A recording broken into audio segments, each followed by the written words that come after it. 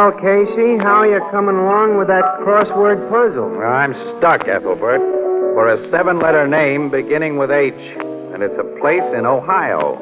That's a tough one, Casey. Not for me, boys, not for me. Hi, Tony. Hi, fellas. Yes, sir, the word you're looking for is Hocking. Hocking. The Hocking Valley. Hey, that fits. Hey, I get it. Anchor hockey. Oh, you said it, Casey. Anchor Hocking, the world's largest makers of household glass.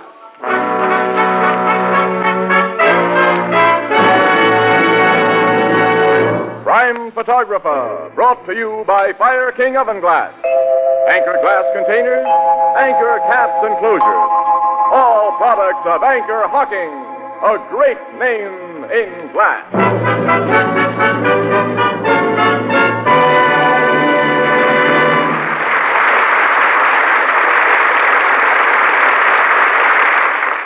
Good evening, ladies and gentlemen. This is Tony Marvin. Every week at this time, the Anchor Hocking Glass Corporation brings you another adventure of Casey, crime photographer, ace cameraman who covers the crime news of a great city. Written by Alonzo Dean Cole, our adventure for tonight, The Red Raincoat.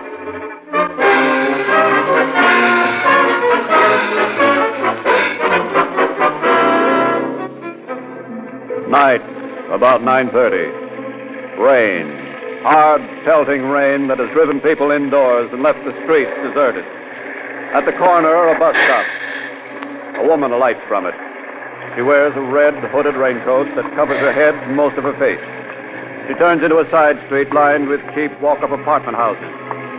Midway of the block, she's about to pass the entrance to an alley when, from its darkness, there's a gunshot. Then another and another. The woman falls. On the street, brakes are hastily applied to a cruising taxi. As it comes to a skidding halt, the driver... Police! Police! Police! Hey, copper!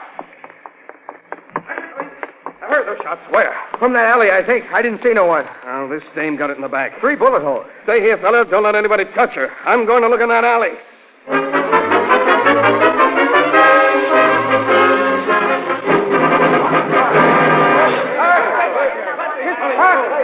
Get back, you people! Get back! This ain't a free show. There's been a murder here. Push him back, Valetti, so I'll have room to shoot a picture. I'm doing the best I can, Casey. Move, you folks, move. That's better. There's one for page 1. Now, that'll be all, Casey. Well, look who's finally got here. My old pal Logan. How often do I have to tell you that no press pictures are to be taken at the scene of a homicide until after the police photographers get through? I've got a rotten memory, haven't I, chum? By rights, I ought to take that camera away from you. Oh, no, you wouldn't do that to me, not with all these people looking on. Oh, nuts. You cops, push this mob back. Clear the block so we'll have room to move around. Sergeant. Yes, Captain. Tell me what happened here. I can tell you that, Logan. Huh? A cab driver, that little guy over there, heard 3 shots fired from the alley here and saw this gal in the red raincoat fold up on the sidewalk. Yeah? A uniformed cop, this guy right here, heard the shots, too, searched the alley and found nothing. Well, all the rest is up to you. What does Doc's report show, Sergeant? He said the woman was killed instantly, Captain. One of those bullet holes is in line with the heart. Of course, you can't be sure it followed that line through her body until she's turned over. Well, don't do that when my tech men get through. No, sir. Anyone find out who the woman is? Not yet, sir. When we can go through her pockets, we'll probably find something that'll... Ann Williams is circulating through that crowd, Logan, trying to locate someone who might know... Say, here she comes now with a fat tape. Hello, Captain. Hello, Miss Williams. Casey, this lady thinks she recognizes the dead woman. Well, that's swell, Andy. If you can identify her, lady, your picture will be in the paper. Say, I happen to be in charge here. Oh, excuse us, Logan. Who do you think the dead woman is, lady? Well, as I was just telling this young newspaper woman officer, I can't be sure because the poor thing is lying on her face. But I'm almost positive that's the body of Nora Gellhorn, because she had a red raincoat exactly like that.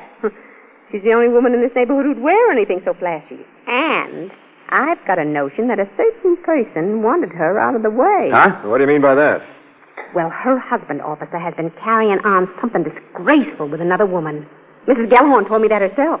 And she wasn't the sort who'd let a man divorce her just because he happened to fall in love with somebody else. So I think... That her husband shot her? Oh, I know it's an awful thing to say, mister, but from the goings-on I've heard about it, I think he's been planning to put her out of the way for a long time. As I was saying to my eldest daughter, Eloise, only last night... Where do these Gellhorns live? Oh, over there in the corner building on this side of the street. That's number 371, apartment 4C. I live in the apartment house next door. I'm Mrs. Patch. Mrs. Ida Patch. I said to my eldest daughter only last night I said... Excuse me, Mrs. Patch. Who's the other woman in this case? The one you say Gellhorn's been carrying on with? Oh, her name's Randall. Emma Randall. She and her husband live in the same building as the Gellhorns. Their apartment's directly across from mine. Hey, wait a minute. This Emma Randall has a husband? Yeah, poor man. Hey, you know, he stands in the way of Ferris Gellhorn's plans, too, so if you policemen don't act fast and put that murderer behind bars... We'll act fast, Mrs. Patch, if a checkup shows that your story is okay. Oh, you'll find it's true, all right. I'm not the only person in this block who's been expecting a thing like this to happen. Captain Logan. Yes, Sergeant? The photographers and tech men are finished. You can examine the body now. Come on, Mrs. Patch. I want you to make your identification positive. Oh, I hate to look at the poor thing. Oh, well, Captain, I know my duty. Will you turn the body over, Doctor, so we can see the face? Thanks. She wasn't a bad-looking gal, Annie. Nope. Kind of pretty. Oh.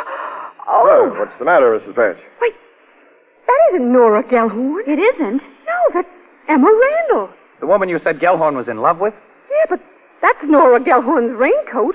I'm sure of it now that I see it close. Since Mrs. Gellhorn isn't inside of it, you'll have to revise your theory. I guess you don't think Gellhorn would shoot the woman he's in love with. No, he was crazy about Mrs. Randall. He wouldn't shoot her. Too bad, Logan. For a few minutes it looked as though you had a sweet suspect in a case that was half sewed up. Well, it may still be that way. Mrs. Patch, what kind of a guy is Randall, this dead woman's husband? Well, he's a nice, quiet kind of man. Quiet kind, yeah. huh? Did he know about his wife and Gellhorn? He must have. Everybody knew. He sounds like the answer, Casey. This guy Randall stood all he could, then waited for his wife tonight and paid her off.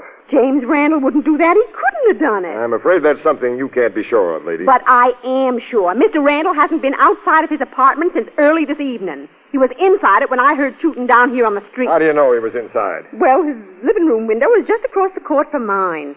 One of his shades was up a few inches, and I saw him over there, lying on the couch. You saw him? Well, just by accident, of course. I never spy on my neighbors. Well, that's that, Logan. Yeah. But there's another possible angle. What? That red raincoat. Mistaken identity. Gellhorn may have thought he was shooting his wife. That's it, Annie. Yeah. Wait a minute. Mrs. Patch, you're sure this is Mrs. Gellhorn's raincoat? Oh, I'm positive. I recognize it by those peculiar buttons and that little mended place on the right shoulder. Well, have you any idea why Mrs. Randall should have been wearing it? Well, I suppose Nora Gellhorn lent it to her. Weren't they enemies? Well, not outwardly. Like most jealous women, they made believe they were friends.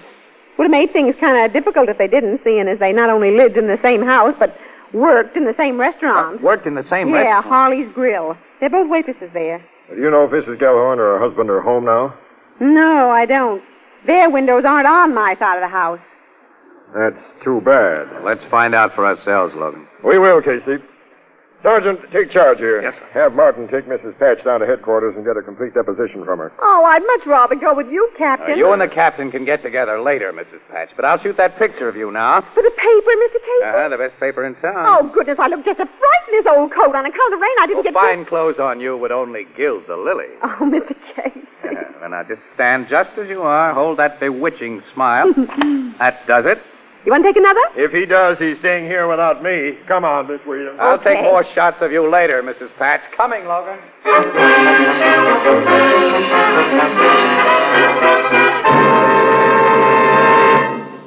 With prices mounting everywhere, here's a fact that's worth noting. Right now, on the shelves and counters of your favorite chain, variety hardware and department stores, you will find a wide variety of pale blue Fire King oven glass dishes at prices far lower than you would have paid for any baking dish a few years ago. And each piece of Fire King oven glass, regardless of price, is guaranteed for 2 years against oven breakage. Now is a good time to replace your worn-out kitchen utensils with new and beautiful, easy-to-clean and easy-to-keep clean Fire King oven glass. Remember that Fire King oven glass is not only a sturdy, dependable friend in the kitchen, it is also an adornment to your table. Fire King oven glass is a product of Anchor Hocking. A great name in glass.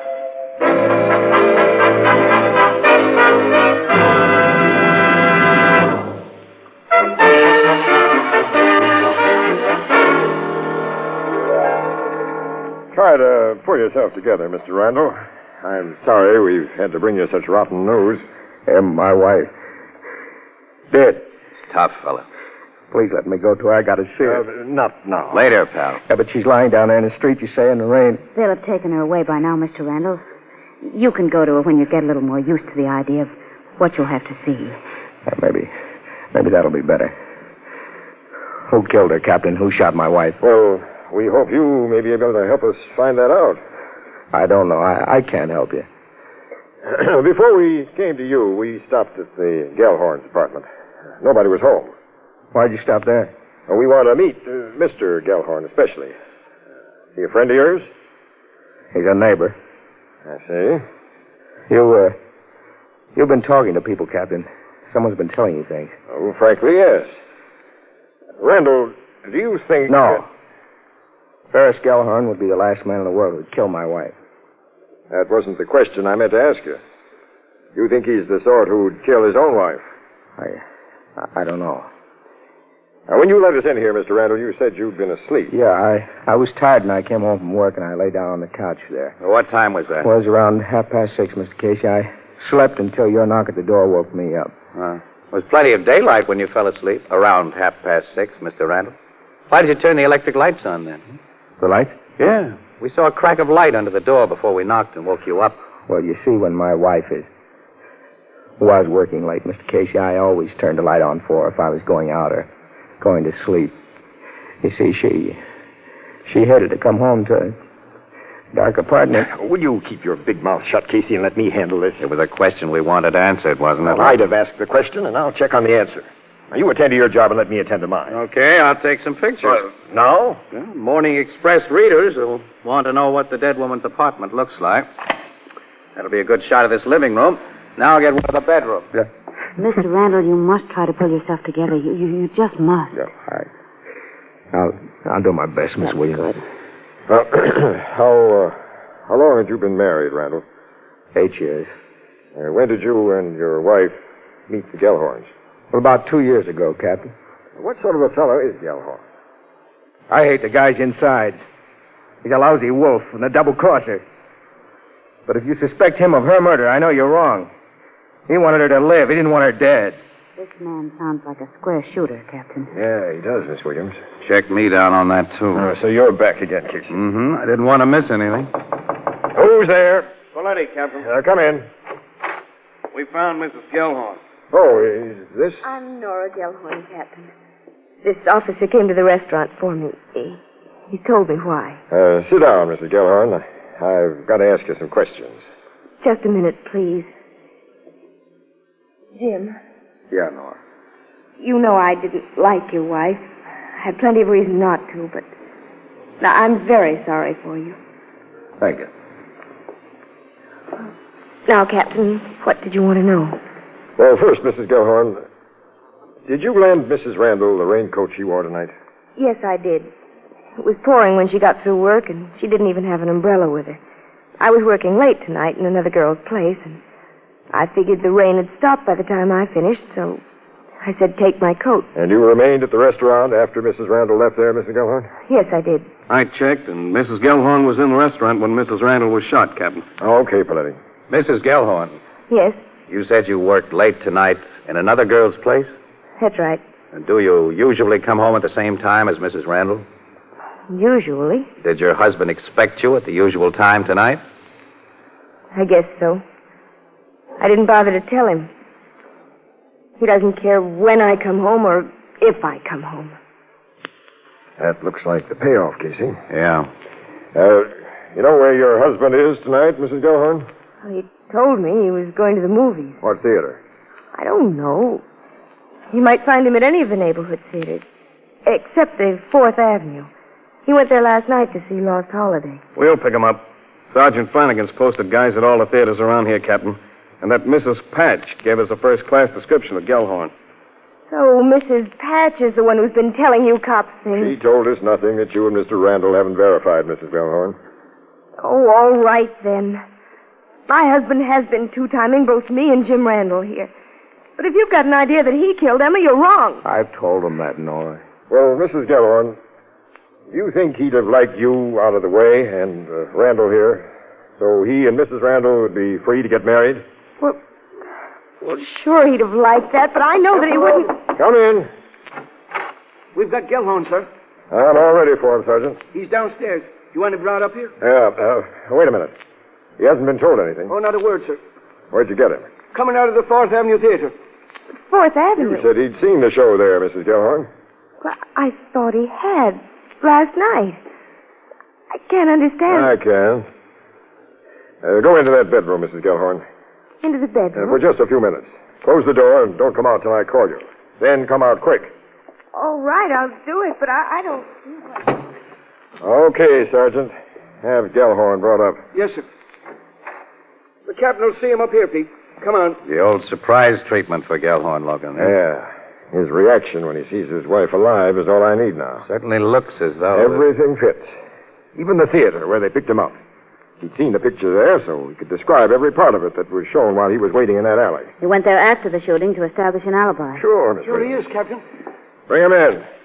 You don't have to, Charles. I'm Captain Logan Gellhorn. So you're the boss of these monkeys who've been putting a muscle on me. What's the big idea? We're simply doing a little investigating, Mr. Gellhorn. Investigating what? And why here? Randall, what's your part in this? Why have I been brought to his apartment? I'll explain, Gellhorn, if you need an explanation after... Lady, come out of that bedroom.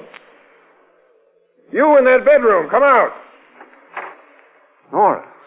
Think you're looking at a ghost, Gellhorn? What's my wife doing here? She's the last person you expected to see, isn't she? You thought she was dead. Why, If so, wipe that phony look of innocence off your face. The woman who wore your wife's red raincoat tonight was Emma Randall. Huh? She's dead. Emma's dead? Yes, Gellhorn, with 3 bullets in her back that you put there. I get it now, Captain. He mistook her for me in my raincoat. He killed my wife. Let me at him. I'll tell him. Take him, boys. I've got him, Captain. Not before I get a picture. What's this all about? You know, Gellhorn. I'm arresting you on a charge of murder. Me? Murder? Got a shot of that, too? All right, boys, let's get him back to headquarters. Well, you can't do this. You don't know what you're doing. Well, come on, Casey. This case is all sewed up. Let's get our stuff to the paper. Okay, Annie. But I wonder What? if this case is sewed up right.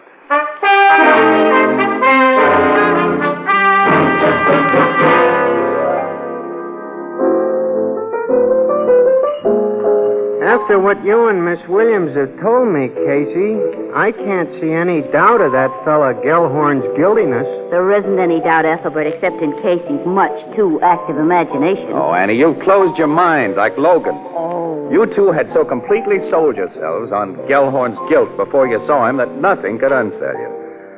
It didn't mean a thing to you, for instance, when Logan's big surprise act laid an egg. Oh, that. Gellhorn didn't act as if he was looking at a ghost when his wife stepped out of that bedroom. Well, so what? He probably got a flash of Emma Randall's face after he shot her, realized the big mistake he'd made, and was all prepared. Well, that's possible, yeah. You know, Mrs. Gellhorn took longer than she should have to come out of that bedroom. And then she looked more nervous than her husband. I'd like to know why. Oh, Casey, you're trying to make something out of such little things. The parts of the case fit too smoothly, Annie, as though they'd been oiled by somebody. But I can't figure it out. Oh, nuts. You know, this Gellhorn business is a lot like another murder I read about. It happened over in England. That's the Haslington murder, yeah. Haslington was the name of the gal who got shot. You know about it, huh? Yeah, Ethelbert. Oh, that's a famous old-timer, Ethelbert. Happened before any one of us were born. It was all news to me when I read it a couple of months ago in a detective magazine. They called it The Case of the Sable Cloak. Case of the Sable...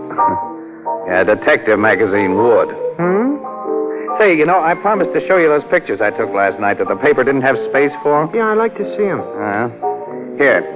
Here's a print of the Randall living room. This is the bedroom, and here's Mrs. Patch. And will she be sore because her picture didn't make the paper? She's the woman who gave us the lead on Gellhorn. Ain't she a funny-looking old dame? Look at the... Yes. She's a dangerous old dame. Say, wait a minute. Give me that picture I took of the bedroom. What? I noticed it before, but it didn't register. Look at the pillows on the bed. Well, they're just pillows. Yeah, but they're on top of the bedspread, uncovered. I don't Randall's alibi, Annie. What? And, now, wait a minute. Look at this picture of the living room. The window shades are pulled to within a few inches at the bottom. Now, that narrow space is all Mrs. Patch had to look through when she saw Randall lying on the couch. What have pillows in the bedroom got to do That's with... what I'd like to know. Ethelbert, you say you read about the Haslington murder in a recent magazine. Was the magazine True Murder Chronicles? Yeah, but it That was called does The it. Case of the Sable Cloak. What does it? You've been a great help to me tonight, pal, and to Ferris Gellhorn. I? Come on, Annie. We're going to pay another call on Emma Randall's husband. Well, okay, Casey, but I'd still like to know. So would I. But what was the... Oh, they always do that to me.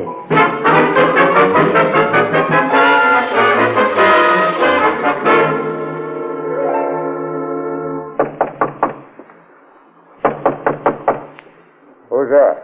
Casey, Mr. Randall, and Miss Williams. May we come in? It's important. Just a minute. Casey, how are you going You'll to... soon know, Annie. A door just closed inside there. So what? I don't know why you haven't told me all you I've think. been too busy thinking to tell you any. Okay. Come in. Thanks, Randall. Sit down, Miss Williams. Thank you. Casey. I'll rest on my feet, thanks. What have you come to see me about? New evidence in your wife's murder. New evidence? Yeah. Gellhorn didn't kill her. What do you mean? Say, it's awful stuffy in here. You mind if I lift this shade and raise the window a little? Since you're already doing it. Thanks. Randall, you ever read a story called The Case of the Sable Cloak? No. It's funny. It was published only a few months ago in True Murder Chronicles. And I noticed several issues of that magazine here last evening. Well, those magazines belong to my wife. I never read them. Oh, I see. Well, this particular story told about a rich Englishman who fell hard for a gal named Haslington. He wanted to marry her, but he had a wife. His wife owned a sable coat, and one night he shot and killed a woman who was wearing that coat, but the woman had borrowed it from his wife, and the woman was Miss Haslington. Well, that's like Gellhorn and Emma. Uh-huh, yeah. The cops were pretty sure to remember the famous Haslington case if a similar murder occurred, and to jump to a conclusion based upon it, see? If everything was previously arranged to point that way. Don't you think so? I don't know. Oh, sure you do. I tell you, Now, the guy who really murdered your wife was fairly smart. He started to point suspicion toward where he wanted to fall soon after that magazine story gave him his big idea. And he figured a pretty fair alibi. He even had an excuse for a light to burn when it shouldn't have, so he could be seen in a place where he wasn't. What are you driving at? After the murder, he continued to play smart. He denied his belief in Gellhorn's guilt while constantly pointing the finger at him.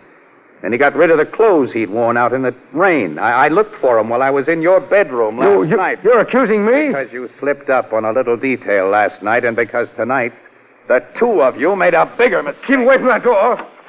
Come out of that room, Mrs. Gellhorn. Come out. All right. Here I am. You shouldn't have let your murder partner come here to talk things over, Randall.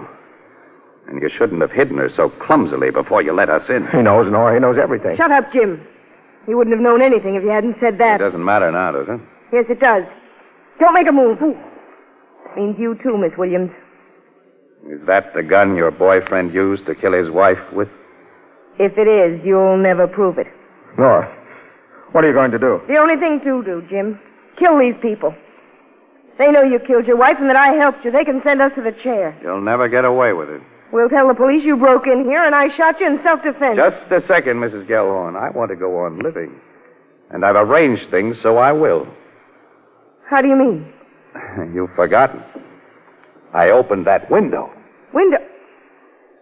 Mrs. Patch. She's been getting an eyeful and an earful. I'll have you know, Mr. Casey, that I only happened to be at this window by accident. I believe you, Mrs. Patch. Give me that gun, Mrs. Gellhorn. Thank you. Now, you two smart killers, sit down and wait for the cops. Go on, Randall. Phone headquarters, Annie. Okay, Casey. After I phoned City Desk. Oh, but wait a minute. You still haven't told me why those pillows on the top of the bed made We'll you go sick. over to the Blue Note, Annie, and I'll tell you all about it. All right. Oh, Mrs. Patch. Yeah? I guarantee that your picture will be in the Express tomorrow. Oh, Mr. Casey!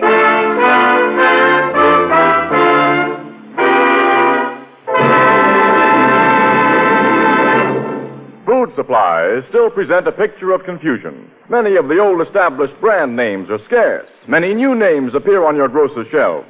Under the circumstances, how can you be sure of getting the quality you want? May I make this suggestion? First, look for a name you know. And second, and especially when in doubt, buy glass-packed foods. For the glass container in itself is a guarantee of quality. Being transparent, only the best can be packed in glass. Only the best is packed in glass. Anchor glass containers and tamper-proof anchor caps, so widely used for the packaging of better foods, are products of Anchor Hocking. A great name in glass.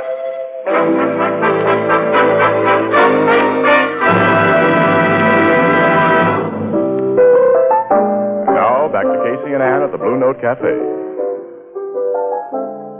This Randall and Mrs. Gellhorn planned the killing so they could be free to tie up with one another, huh, Casey? That's right, Ethelbert, yeah. You still haven't told me what you had on Randall when you went to his place, Casey. Well, I didn't have anything, except the Haslington case you'd mentioned. You mean the case of the sable cloak? Okay, pal, the case of the sable cloak. I think that's a nice title. I only had that, a hunch about those bed pillars, and a hope that Randall would crack up and make an admission. Yeah, what was your hunch about them bed pillows? Well, I figured Randall might have rigged up a dummy to fool Mrs. Patch. That all she really saw were his pants and shirt stuffed with pillows. And that was all she saw, too, Ethelbert. When Randall came back after the shooting, he got out of his wet clothes, put on the dry ones that had covered the dummy, and tossed the pillows back under the bed. But a little too carelessly. What'd he do with the clothes he'd worn out in the rain? Put them in Gellhorn's apartment. They belonged to Gellhorn. Randall had even worn his things. Say, he and that Mrs. Gellhorn thought of almost everything. Yes, Ethelbert? Almost everything. You know, Casey, it's like my sister Edna says, quote, anything that's not worth doing is not worth doing well. Yeah, unquote.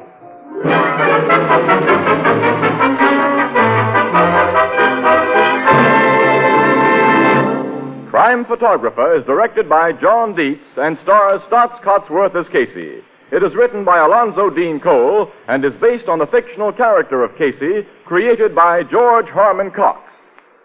It's lighter, more compact. It requires no deposit, no return to the store. We're talking about that famous Anchor glass beer and ale bottle pioneered by Anchor Hocking. It will shortly be released for civilian use. Watch for it. The new Anchor glass one-way, no deposit bottle, a product of Anchor Hocking. A great name in glass.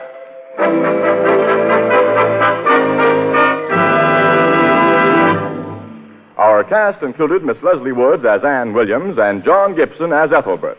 The Blue Note pianist was Herman Chittison, and the original music was by Archie Blyer. Crime Photographer is brought to you each Thursday at this time by the Anchor Hocking Glass Corporation of Lancaster, Ohio, and its more than 10,000 employees. Anchor Hocking. A great name in glass.